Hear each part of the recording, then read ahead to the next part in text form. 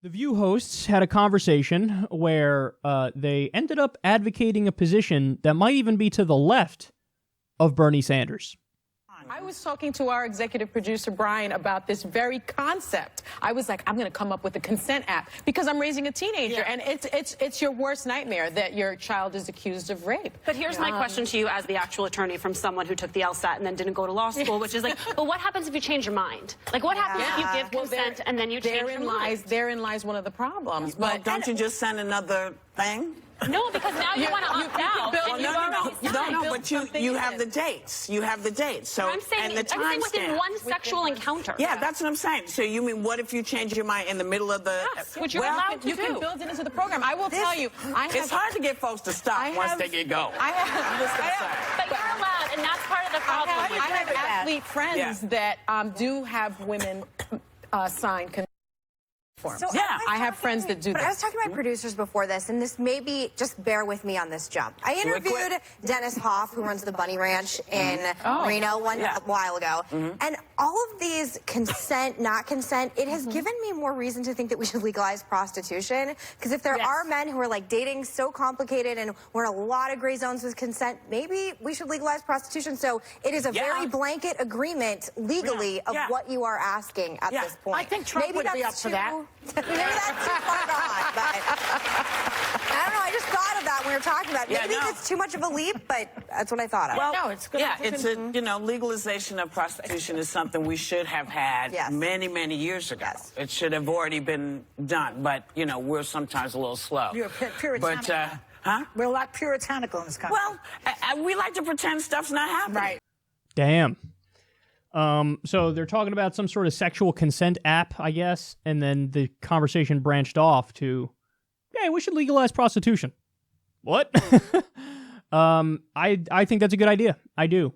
First of all, it's the same thing as prohibition of alcohol, and the same thing as prohibition of marijuana, the drug war, if you will. When you have it legal, it can be legal, taxed, and regulated.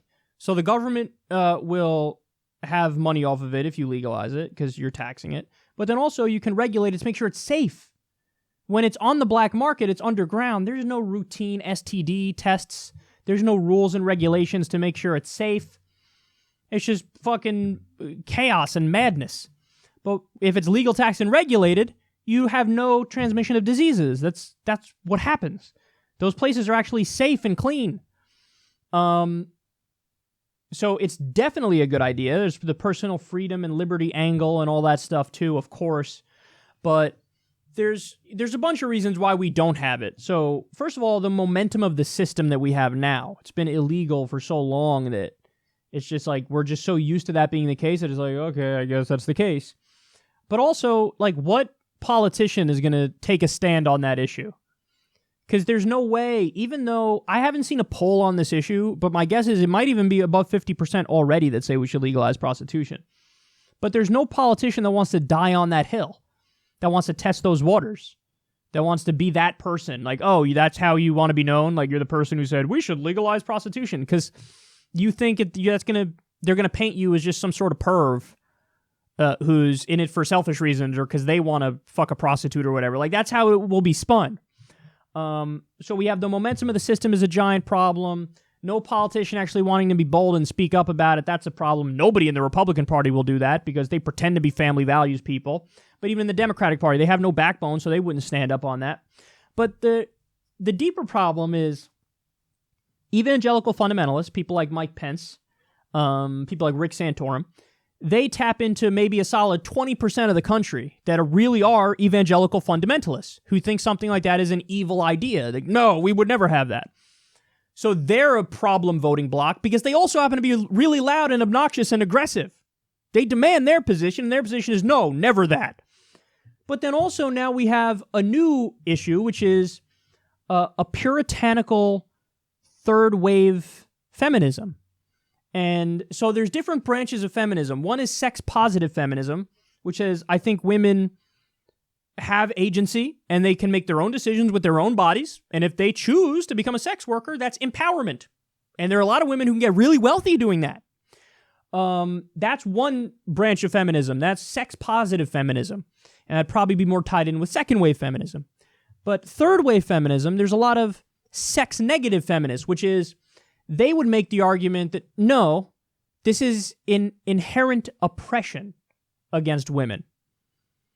What you're doing is you're saying the woman is just a meat sack and a hole for a man to use with his pleasure as he so desires, whenever he desires.